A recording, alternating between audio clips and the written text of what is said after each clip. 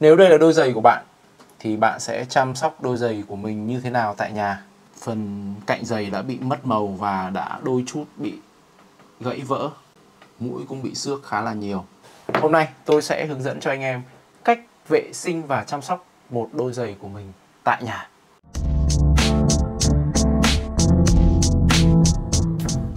Việc đầu tiên khi mà để chăm sóc giày thì các bạn cần hai thứ, đó là một chiếc bàn chải lông ngựa và một đôi sushi.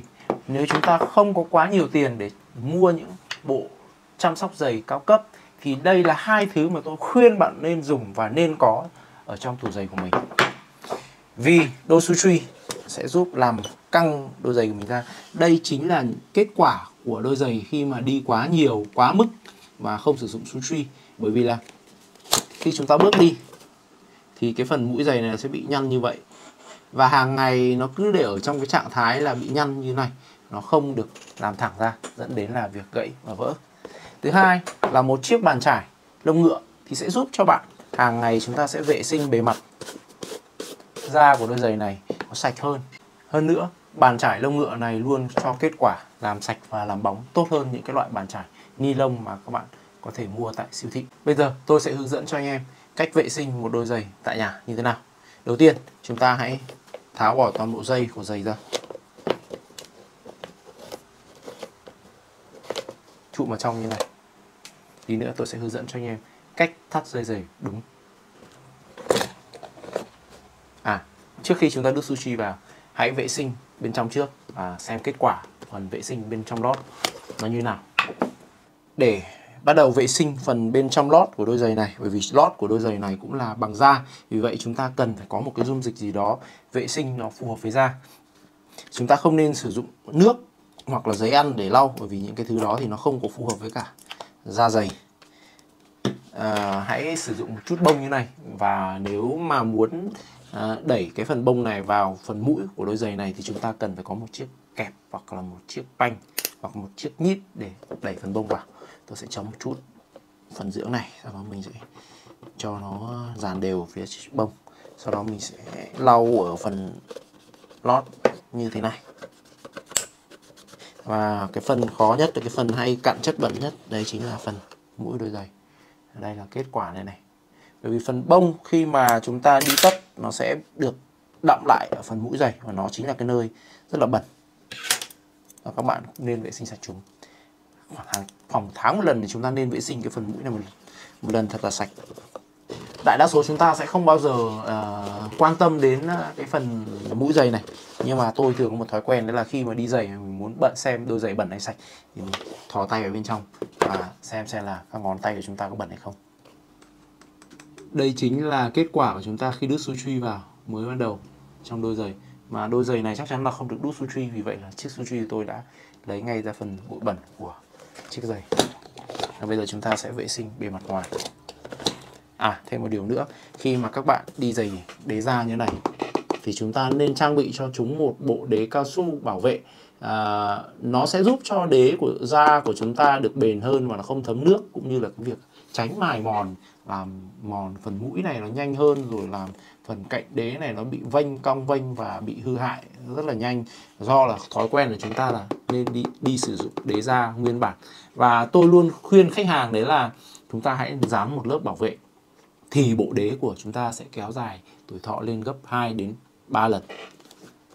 Và bây giờ chúng ta cũng sử dụng loại vệ sinh này để vệ sinh trên toàn bộ bề mặt giày. Cũng lấy một chút bông nhé. Chúng ta hãy sử dụng bông là chính. Và đánh xi sẽ là cái bước cuối cùng mà chúng ta sẽ cần phải thực hiện, chứ không phải là bước đầu tiên và duy nhất để chúng ta vệ sinh một đôi giày, chăm sóc một đôi giày. Sau khi vệ sinh chiếc giày bên phải thì các bạn có thể nhìn thấy là chiếc giày bên phải này thâm hơn chiếc giày bên trái. Đó là một điều rất bình thường đối với những đôi giày da mộc. Bởi vì tại sao? Những cái đôi giày da mộc này thì có một tính chất, đó là hút dưỡng và hút nước rất là mạnh. Nó khác với những đôi giày LV hay Gucci, bởi vì là những cái đôi giày đó thì thường sẽ được phủ một lớp bảo vệ ở bên ngoài như thế này.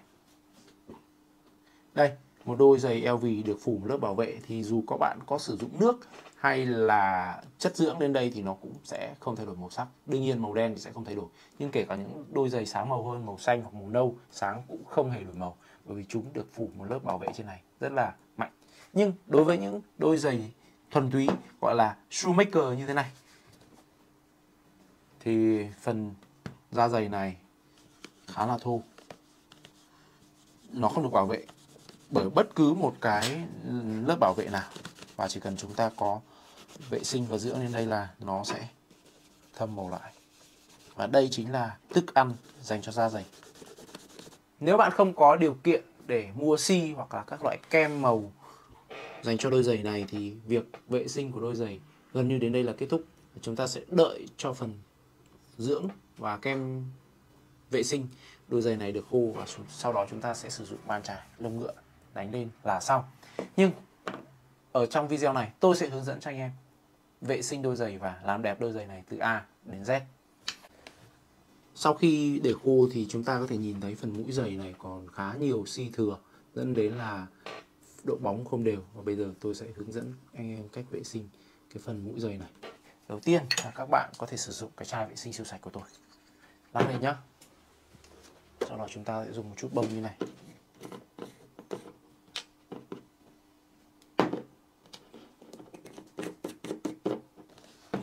Rồi chúng ta sẽ vệ sinh.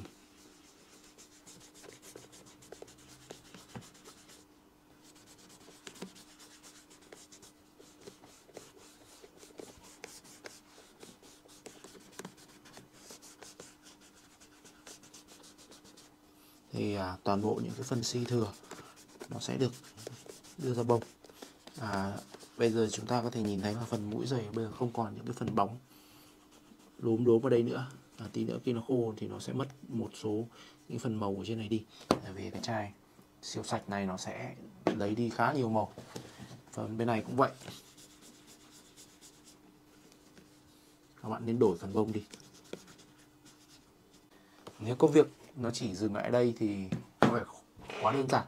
Và các bạn có thể nhìn thấy phần xi ở trên đôi giày này, phần bề mặt thân của đôi giày này cũng không được đều. Và để làm cho cái bề mặt da của đôi giày này thực sự là sạch thì chúng ta nên sử dụng cái này và vệ sinh toàn bộ lên trên bề mặt da của đôi giày để tạo ra được một cái lớp bề mặt da thực sự là sạch. Sau đó chúng ta sẽ sử dụng xi và tái tạo lại màu cho nó.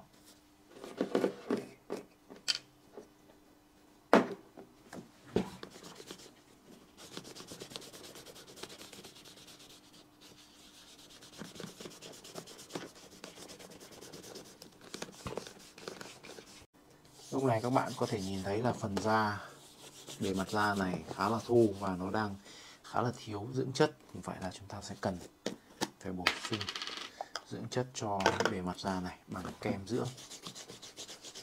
Các bạn có thể sử dụng loại kem của tôi và chúng ta sẽ sử dụng tay không để có thể đánh lên bề mặt da. Hoặc nếu các bạn có thể sử dụng bông cũng rất là tốt. Và khi mà chúng ta sử dụng tay không như thế này thì chúng ta sẽ cảm nhận được bề mặt da nó rõ ràng hơn. Bởi vì toàn bộ những cái phần kem dưỡng này nó cũng đều rất an toàn đối với cả da. Sau khi chúng ta dưỡng xong thì da của đôi giày này sẽ cần thẩm thấu và nó sẽ cần thời gian để nghỉ trước khi chúng ta có thể chuyển sang bước tiếp theo. Như vậy chúng ta sẽ có thể nghỉ tầm khoảng 2 tiếng và quay lại để xem bề mặt da giày nó đáp ứng dưỡng này như nào. Về xi và kem để dưỡng cho giày và tái tạo lại cái màu đã bị mất ở trên đôi giày này thì tôi luôn sử dụng đồ của Sapphire. Và trong dòng Sapphire thì nó luôn có hai các sản phẩm dòng, đây là dòng cao cấp này, có cái nắp màu đen và có cái chữ Sapphire, chai lọ vuông như này khoảng 75ml thì nó sẽ có giá rơi tầm khoảng 460 đến 480 tùy vào thời điểm. Và sẽ có dòng trung cấp này thì bây giờ nó đang có giá khoảng 295.000. Thì màu sắc của hai cái dòng này cũng tương đối khác nhau. Và vì đây là màu hơi nâu một chút và ở đây có hơi ánh đỏ một chút. Vì đôi giày này khi chúng tôi tẩy ra thì sẽ thấy có hơi một chút nâu và ánh đỏ. Vì vậy là tôi sẽ khuyên anh em sử dụng màu nâu đỏ này dành cho đôi lốc này 1880 này. Và nếu anh em có quá nhiều giày và nhiều màu thì chúng ta nên chọn những cái bàn chải khác nhau. Đừng sử dụng bàn chải đánh răng lấy xi kem của màu đen đánh sang màu nâu, như vậy là không tốt đâu nhá.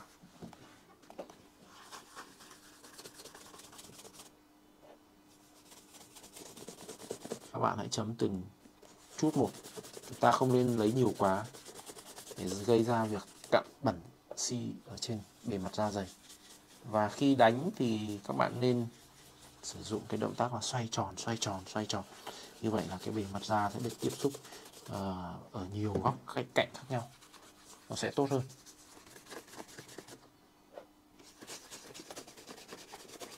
Sau khi mà đánh xi lên trên bề mặt của da dày thì chúng ta có thể sờ cảm thấy ngay, các bạn có thể cảm thấy ngay là cái độ ẩm và nó ráp dính dính, chứ nó không có sột soạt, nó không có trơn nhẵn như lúc ban đầu.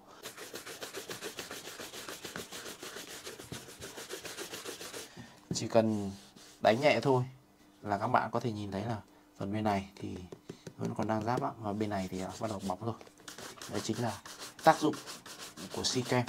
Và cái xi kem này rất là tốt dành cho một đôi giày đã cũ và đang thiếu dưỡng.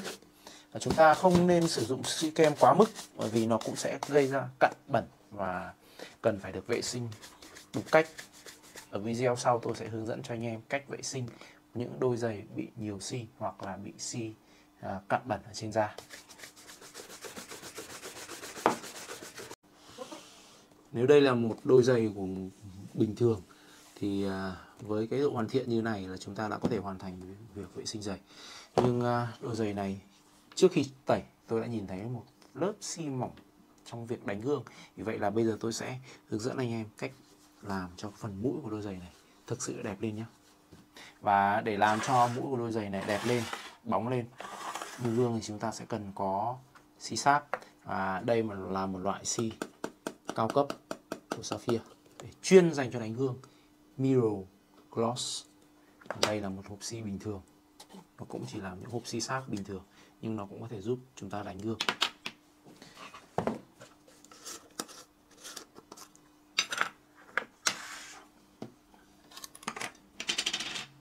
Các bạn đánh gương thì không bao giờ có thể thiếu được nước.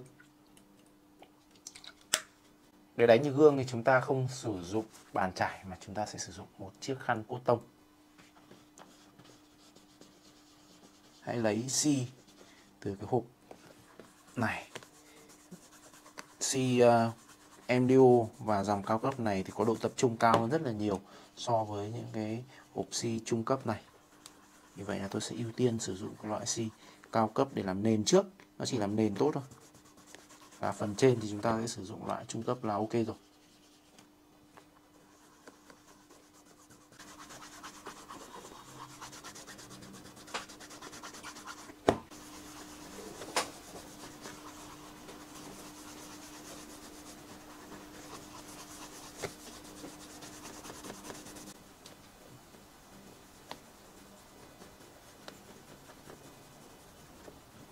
Ở đây là sau khi chúng ta đã vệ sinh xong và đánh bóng mũi gương như ban đầu. Bây giờ tôi sẽ hướng dẫn cho anh em cách xỏ dây đôi giày này. Với đôi giày Oxford như thế này thì chúng ta sẽ nên xỏ dây chéo ngang qua, chứ chúng ta không nên đi chéo. Nó sẽ tạo ra những cái đường xẻ đi qua những cái phần cánh dây này, trông rất là mất thẩm mỹ. Bây giờ tôi sẽ hướng dẫn anh em cách xỏ dây nhá. Đầu tiên chúng ta sẽ phải bỏ sutri ra. Chúng ta sẽ sử dụng, đây là cách rất đơn giản để chúng ta có thể xỏ dây. Xỏ một lỗ dây qua đây, sau đó chúng ta đưa đi chéo lên đây. Đây là cách phổ thông và dễ sử dụng nhất. Chiếc dây còn lại chúng ta sẽ đi sang bên trái như này, sau đó tiếp tục đi lên lỗ ở trên này. Rồi chúng ta sẽ đi tiếp sang bên này và cứ thay thế như thế, chúng ta sẽ đi sang bên này.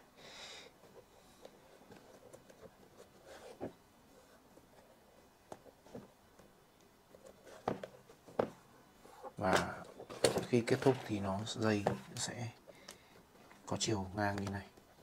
Và nếu được thì tôi khuyên là khách hàng của mình sẽ nên thay đôi giày này, bởi vì nó đã quá bẩn và nó đã xuống cấp khá là nhiều rồi, ảnh hưởng khá nghiêm trọng đến chất lượng cũng như là độ đẹp của đôi giày.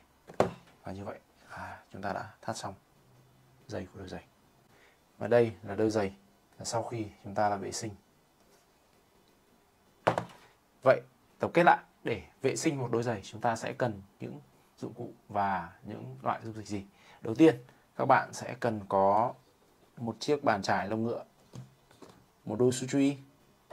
Để chúng ta dư dả hơn thì nên có một lọ vệ sinh dưỡng để vệ sinh hàng ngày, một chai kit vệ sinh siêu sạch để chúng ta tẩy toàn bộ xi cũ và xi thừa ở trên bề mặt da, một lọ kem dưỡng da chuyên dụng để làm mềm và cung cấp độ ẩm cho da, một hộp xi sáp, một hộp xi kem. Đó là những gì các bạn có thể chăm sóc một đôi giày tại nhà. Xem Gazano biết đánh giày từ A đến O.